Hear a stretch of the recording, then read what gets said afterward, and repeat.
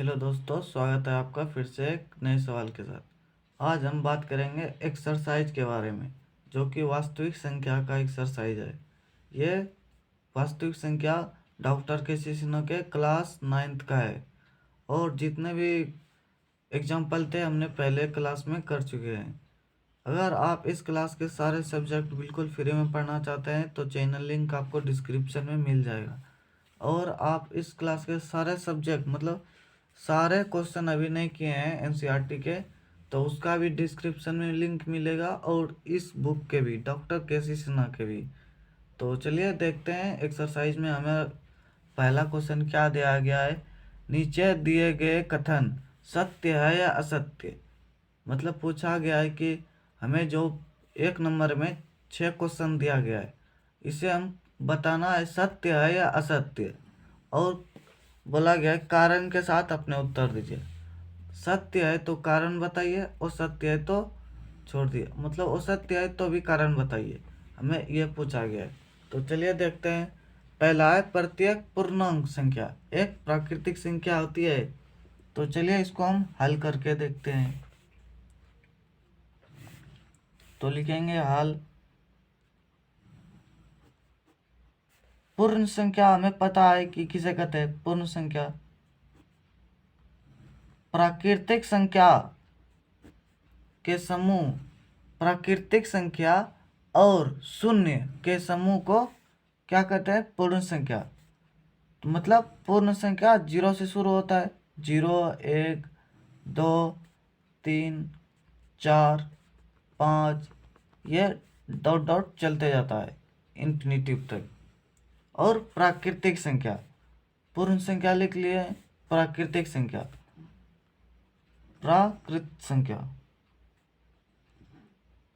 प्राकृत संख्या। प्राकृतिक संख्या कहाँ से शुरू होती है? 1 से। 1, 2, 3, 4, 5, डॉट डॉट ये चलते जा रहा है, ये भी अनंत तक चलेगा। तो हमें पूछा गया है प्रत्येक पूर्णांक संख्या, सभी पूर्णांक संख्या, मतलब ये जो दिया गया है सभी पूर्णांक संख्या एक प्राकृतिक संख्या है। एक प्राकृतिक संख्या है मतलब प्राकृतिक संख्या पूर्णांक संख्या में आ जाता है, यहाँ से यहाँ तक ये सब प्राकृतिक संख्या पूर्ण संख्या के अंतर्गत आ जाता है। इसलिए हम लिखेंगे हाँ। हाँ, अब कारण बताएंगे। क्योंकि क्योंकि शून्य, क्योंकि शून्य एक पूर्ण संख्या है। शून्य एक पूर्ण संख्या है। शून्य क्या है? एक पूर्ण संख्या है। ये हमारा पहला सवाल का आंसर हुआ। अब हम दूसरा सवाल देखते हैं। दूसरा सवाल हमें क्या दिया गया है? प्रत्येक पूर्णांक, प्रत्येक पूर्णांक, प्रत्येक पूर्णांक संख्या, मतलब प्रत्येक पूर्णांक एक परिमेय संख्या है। एक परिमेय संख्या होती है। ये हमारा सवाल है। तो पूर्णांक संख्या क्या होते, किसे कहते हैं? तो लिखेंगे, इसको भी हम हल करके देखेंगे। पूर्णांक संख्या या पूर्णांक सभी ऋणात्मक संख्या और सभी धनात्मक संख्या और शून्य के समूह को पूर्णांक बोला जाता है। जैसे ये इन्फिनिटिव से शुरू होता है, -3, -2, -1, फिर 0, फिर 1, 2, 3, ये चलते जाएगा इन्फिनिटिव तक। इन्फिनिटिव से शुरू होता है और इन्फिनिटिव में ख़त्म होता है। माइनस ऋणात्मक संख्या, धनात्मक संख्या और शून्य के समूह को पूर्णांक कहते हैं। अब परिमेय संख्या किसे कहते हैं? परिमेय संख्या। परिमेय संख्या, परिमेय संख्या मतलब हमें जिसे पी वाई क्यू के रूप में लिखा जा सके, जिसे पी वाई क्यू के रूप में लिखा जा सके। मान लीजिए -3 हमें दिया गया है, -3 को हम पी वाई क्यू के रूप में लिख सकते हैं, तो हाँ लिख सकते हैं, क्योंकि -3 के नीचे एक हमेशा मौजूद रहता है, एक बटे बटे में एक, हर एक संख्या में। शून्य में भी 0/1 लिख सकते हैं। उसी प्रकार से हम 2/1 लिख सकते हैं। परिमेय संख्या किसे कहते हैं? ये तो पूर्ण संख्या वाला हो गया। अब हम लिखेंगे 4/3, यह भी तो परिमेय संख्या है। 5/2, यह भी तो एक परिमेय संख्या है। 7/2, यह भी तो एक परिमेय संख्या है। पूर्णांक संख्या परिमेय संख्या है, लेकिन सभी परिमेय संख्या पूर्णांक संख्या नहीं है। यह हमें पूर्णांक संख्या नहीं मिला, यह भी पूर्णांक संख्या नहीं मिला, यह भी पूर्णांक संख्या नहीं मिला, तो लिखेंगे नहीं, नहीं,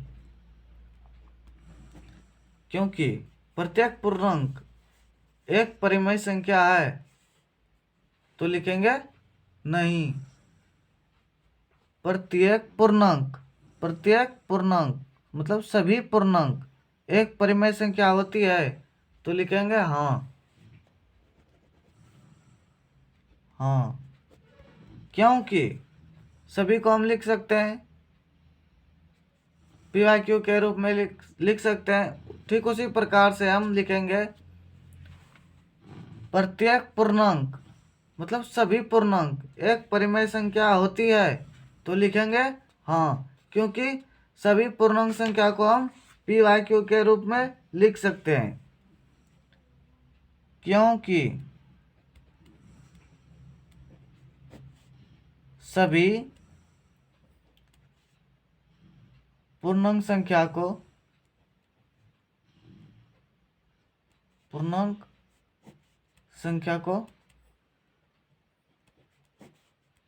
P/Q के रूप में लिख सकते हैं, लिख सकते हैं। जैसे 3/1 -4/1, सभी हम ऋणात्मक संख्या को पी वाई क्यू के रूप में लिख सकते हैं इस प्रकार से। तो तीसरा क्वेश्चन हमें दिया गया है कुछ इस प्रकार से, प्रत्येक पूर्णांक मतलब प्रत्येक परिमेय संख्या एक पूर्णांक होती है, ये हमारा तीसरा सवाल है। तो चलिए इसको भी हम सॉल्व करके देखते हैं। तो लिखेंगे हल।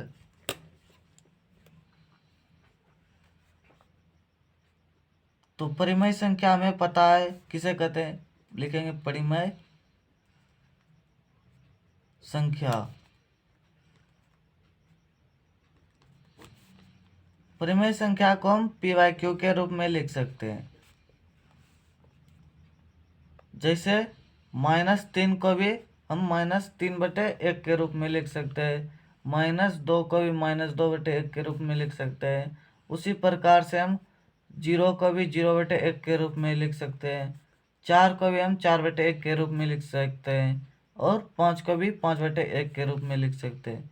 इसके अतिरिक्त 4/3 भी हमारा क्या है, परिमेय संख्या है।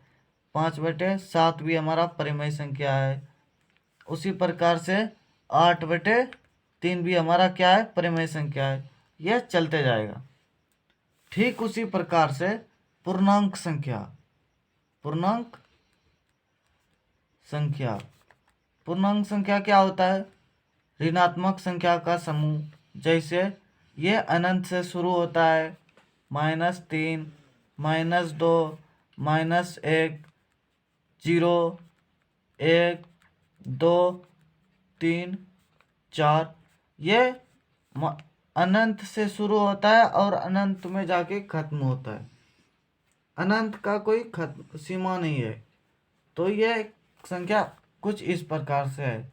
और हमें प्रश्न में पूछा गया है प्रत्येक परिमेय संख्या, मतलब सभी परिमेय संख्या एक पूर्णांक है, तो -3/1 को एक परिमेय पूर्णांक संख्या है, -2 भी एक पूर्णांक संख्या है, 0 भी एक पूर्णांक संख्या है, और 4, 5 ये भी पूर्णांक संख्या है। लेकिन 4/3 एक पूर्णांक संख्या नहीं है, 5/7 भी पूर्णांक संख्या नहीं है। तो लिखेंगे अतः नहीं, क्योंकि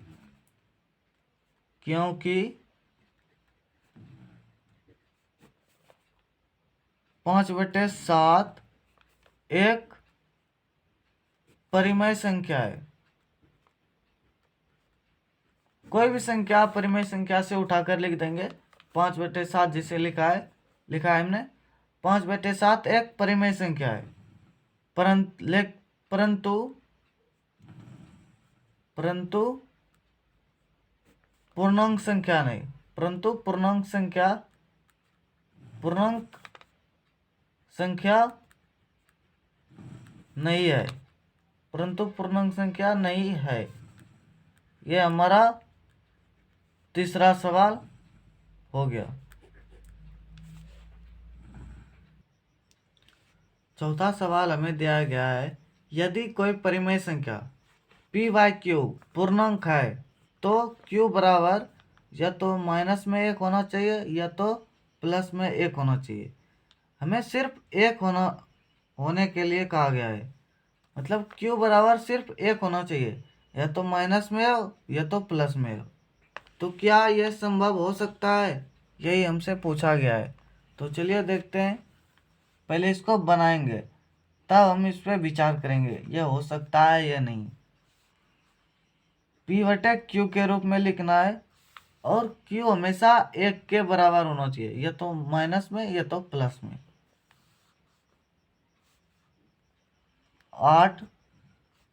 8 को हम 2 से भाग देंगे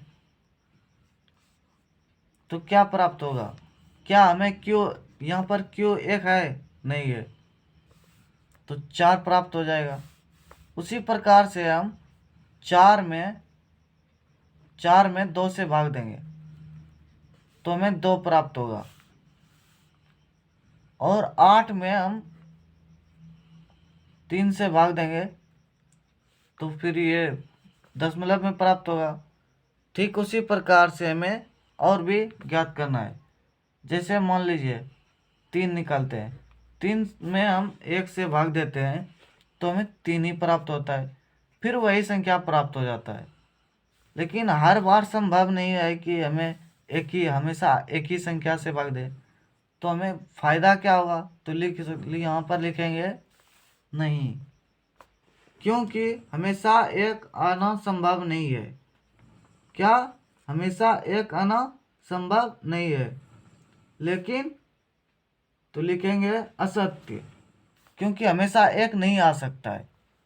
2 से 4 में 2 से भाग दिए तो 2 आया, 3 में 3 से भाग देंगे तभी हमें 1 प्राप्त होगा, और 4 में 4 से भाग देंगे तभी हमें 1 प्राप्त होगा।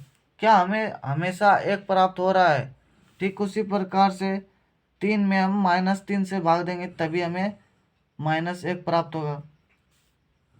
हर प्रकार से ये ऐसा होना संभव नहीं है, तो लिखेंगे अतः असत्य। असत्य क्या है? ये असत्य है, क्योंकि हर बार संभव नहीं है कि हमेशा यही संख्या दिया रहेगा। हर में भी वही संख्या और अंश में भी वही संख्या, इसीलिए लिखेंगे असत्य। क्योंकि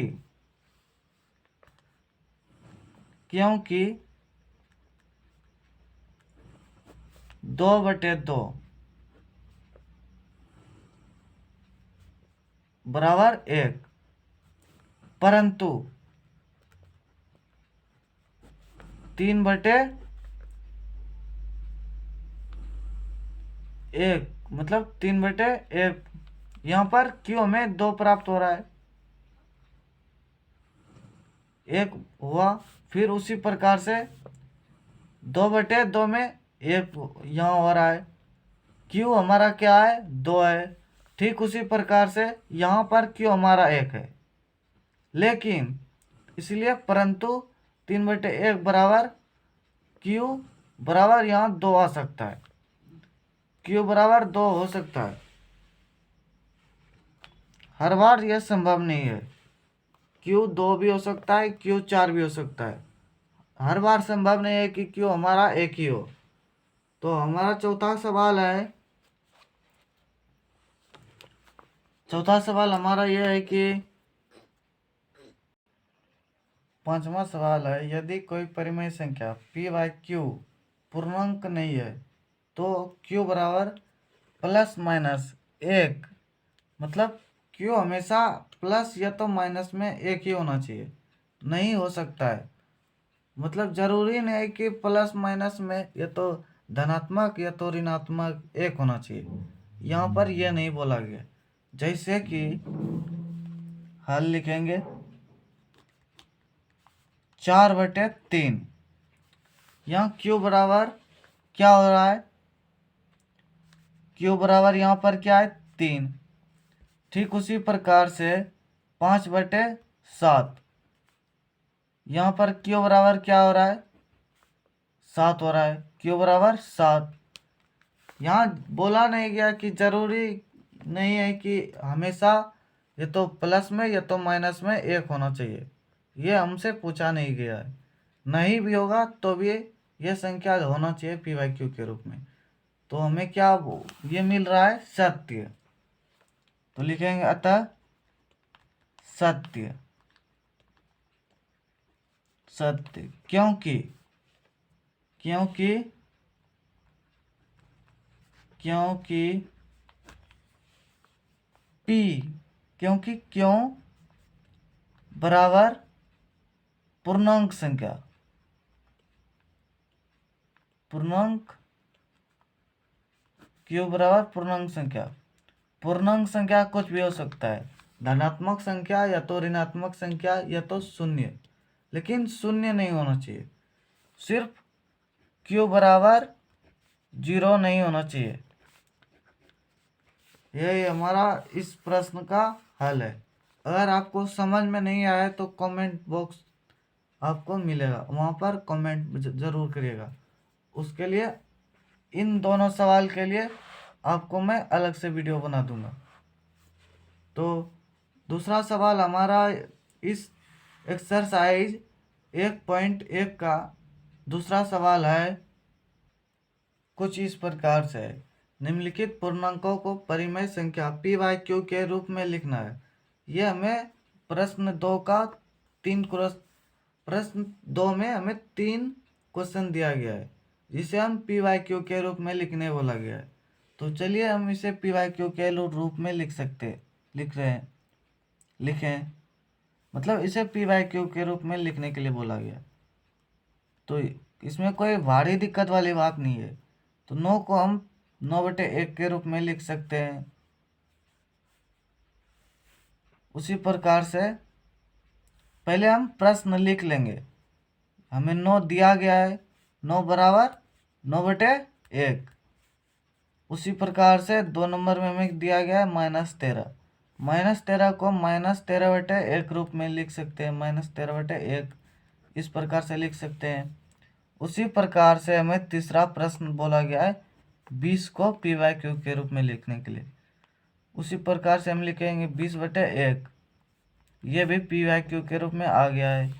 ये हमारा तीनों आंसर हो गया।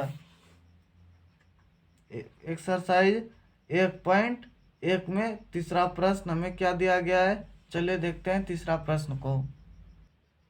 तीसरा प्रश्न में हमें 2 क्वेश्चन दिया गया है, जो कि पहला है, क्या p बाई क्यू परिमेय संख्या है यदि p बराबर 0। तो लिखेंगे हल देके 0 को हम p बाई क्यू के रूप में लिखना है। p हमारा 0 है, p हमारा 0 है, p 0 लिख दिए। q 0 नहीं होना चाहिए, q 0 हो जाएगा तो वो हमें अपरिभाषित मिलेगा। लेकिन 0 को हम 0/1 के रूप में लिख सकते हैं। तो लिखेंगे अतः हाँ, क्योंकि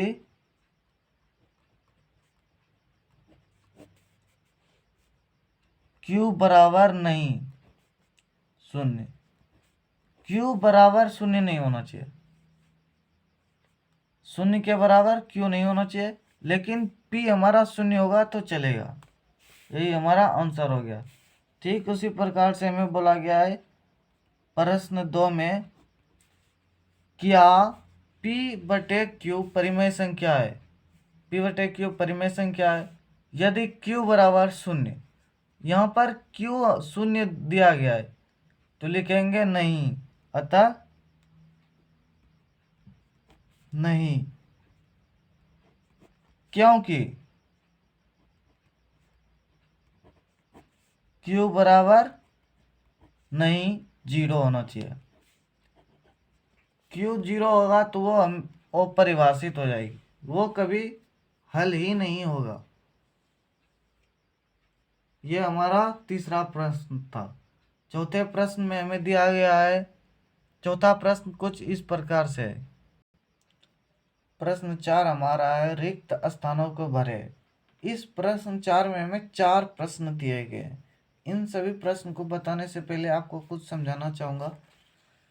मान लीजिए कोई संख्या दिया है P/Q के रूप में, P/Q के रूप में हमें कोई संख्या दिया गया है। Q का गुणनखंड करेंगे, Q का गुणनखंड करेंगे कुछ इस प्रकार से, कोई संख्या आएगी 2 और 5, मतलब Q का गुणनखंड करेंगे तो 2n गुना 5m इस रूप में वो संख्या आएगी। तो वो संख्या हमेशा शांत दशमलव प्रसार होगा, मतलब शांत दशमलव होगा।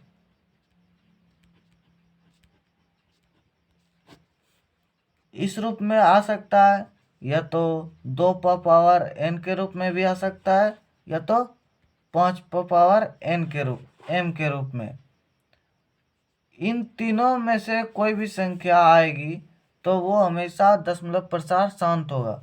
लेकिन 2, 5 के अलावा और कोई संख्या आएगी, या तो 3 या तो और कुछ भी संख्या, तो वो उसका दशमलव प्रसार हमेशा अशांत होगा।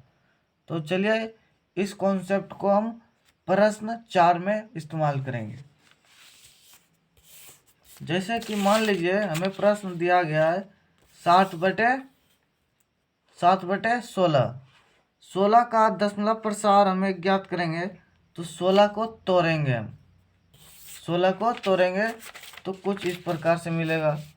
16 को हम तोड़ेंगे 2 से 8, 2 से फिर 4, फिर 2 से 2, मतलब 2 पर पावर 1, 2, 3, 4, 2 पर पावर 4।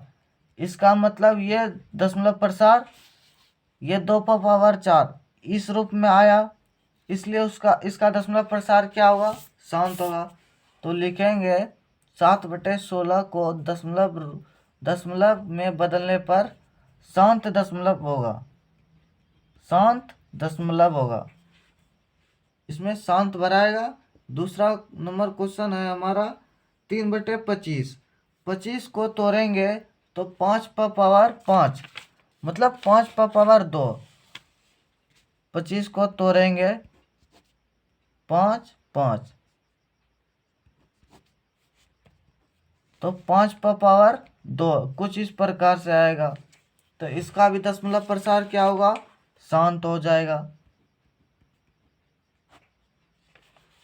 तीसरा नंबर हमारा क्वेश्चन दिया गया है 7/12, 12 को हम तोड़ेंगे, 12 को तोड़ेंगे तो 2 से 6, 2 से 3, तो यहाँ पर देखिए 2 पर पावर 2, 2 पर पावर 2 गुना 3, इसका दशमलव प्रसार अशांत होगा, क्योंकि ये ना ही इस रूप में है, ना ही इस रूप में, ना ही इस रूप में, इसलिए इसका दशमलव प्रसार अशांत होगा, अशांत।